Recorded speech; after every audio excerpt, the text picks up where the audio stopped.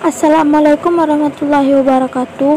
Perkenalkan, kami dari kelompok 6 mata kuliah Hukum Tata Negara, jurusan Hukum Tata Negara, Fakultas Syariah IAIN Batu Sangkar, yang beranggotakan Irfan Nufia, Muhammad Kamal Al-Faris. Pada video kali ini, kami akan menjelaskan tentang pemerintahan Minangkabau. Selamat menyaksikan.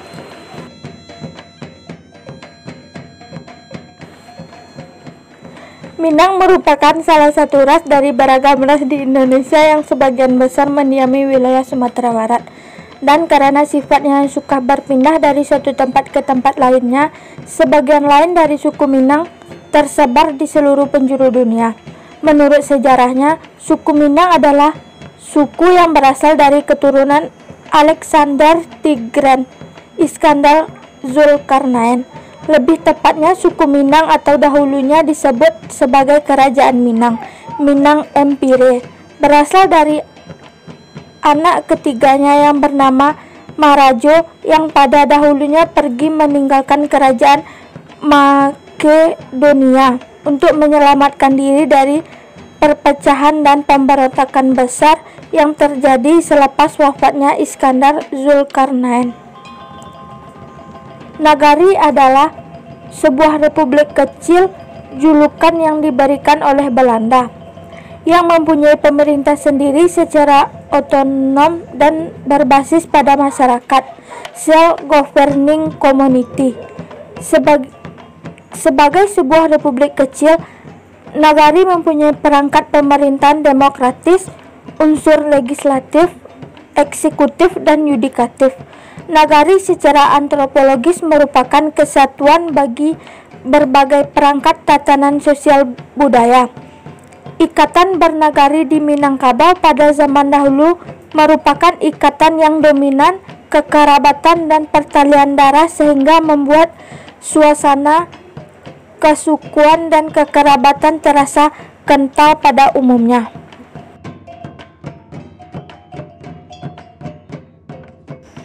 Sistem pemerintahan nagari. Sistem adalah himpunan yang terdiri dari bagian-bagian atau komponen-komponen yang saling berkaitan, berhubungan, berketergantungan, saling mendukung, yang secara keseluruhan bersatu dalam kesatuan.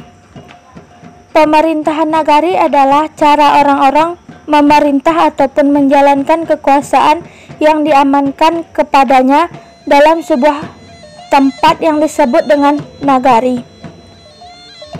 Sistem pemerintahan ini memiliki lembaga yang disebut dengan Tuanku Sajarangan Tali Tigo Sapilin, yang mana terdiri dari Niniak Mama yang bertugas dalam pelestarian dan pengamalan nilai-nilai adat dan tradisi, alim ulama yang bertugas dalam bidang penyelenggaraan adat istiadat dan tradisi dengan nilai-nilai agama Islam, dan kemudian Cadiak Pandai yang bertugas dalam penyelenggaraan pemerintahan, kemudian lembaga KAN yang merupakan lembaga yang sejajar dengan pemerintahan nagari, lalu juga BPRN yang bertugas membuat rancangan peraturan-peraturan nagari. Penyelenggaraan sistem pemerintahan nagari di nagari. 1. Niniak Mama. Niniak Mama adalah gelar sako yang diturunkan secara turun-temurun dalam suatu suku dari nenek moyang terdahulu. Gelar ini diturunkan kepada kemanakan atau anak laki-laki dari saudara perempuan. Selama keturunan tersebut tidak terputus, maka gelar Niniak Mama tidak akan pernah berhenti.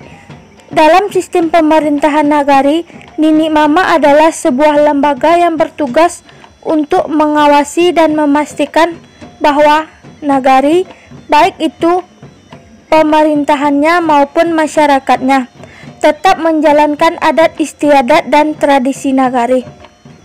Keanggotaannya merupakan Niniak Mama dari tiap-tiap suku yang ada di nagari tersebut. Yang kedua, alim ulama.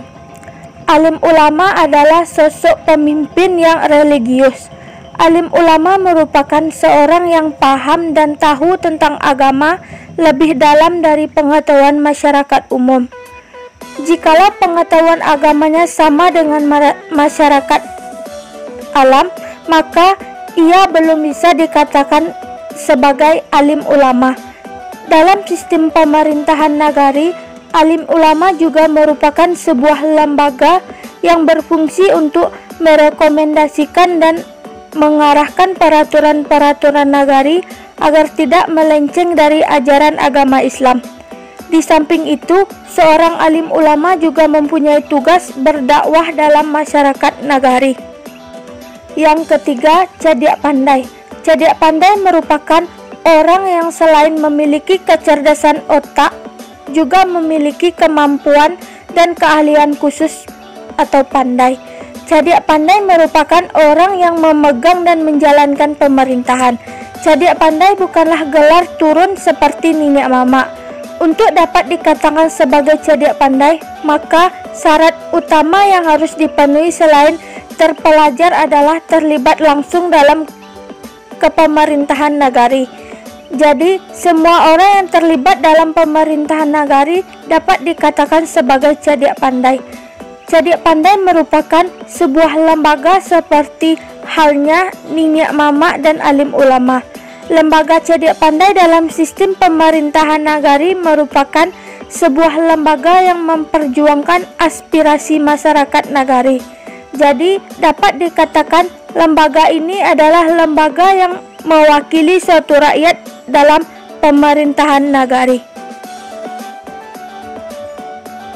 Selain ketiga pilar tersebut, dalam sistem pemerintahan nagari juga terdapat lembaga disebut dengan Kerapatan Adat Nagari atau KAN dan Badan Permusyawaratan Nagari atau BPRN yang tidak kalah pentingnya dalam sistem pemerintah nagari. 1. Kerapatan Adat Nagari. KAN merupakan sebuah lembaga yang hanya dimiliki oleh sistem pemerintah nagari. KAN adalah lembaga nenek mama dalam sebuah nagari. Posisinya setara dengan pemerintah nagari dan bahkan di beberapa nagari posisinya berada di atas pemerintah nagari sesuai dengan adat istiadat nagari yang bersangkutan. 2. BPRN, Badan Permusyawaratan Nagari atau yang disingkat dengan BPRN, merupakan sebuah lembaga yang berfungsi untuk membuat peraturan-peraturan nagari.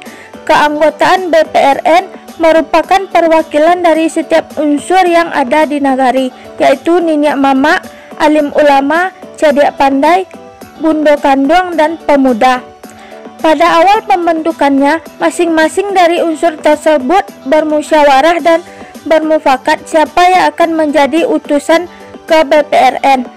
Setelah itu, baru BPRN sendiri yang menentukan siapa yang menjadi ketua, wakil, kemudian sekretaris dan anggota melalui rapat BPRN.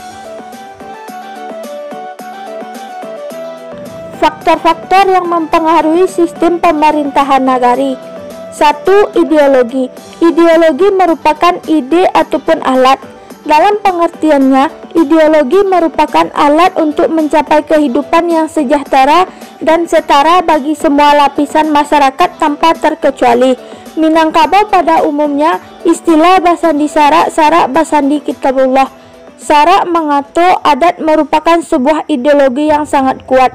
Adat merupakan hal yang harus mereka jaga. Kemudian adat yang mereka jalankan selalu sesuai ataupun tidak bertentangan dengan syariat-syariat Islam yang mana landasannya adalah Al-Quran.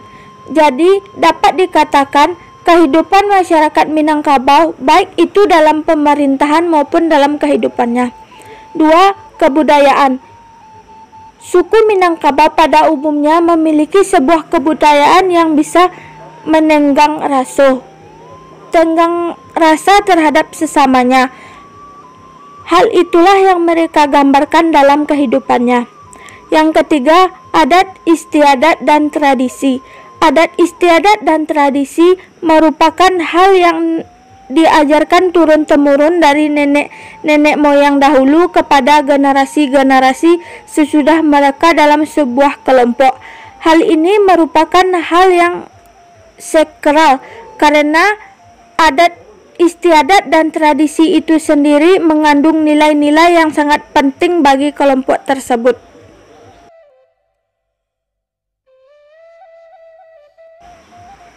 Mungkin hanya itu penjelasan yang dapat kami sampaikan. Jika ada kata kami yang salah, kami mohon maaf. Kami sudahi dengan Assalamualaikum warahmatullahi wabarakatuh.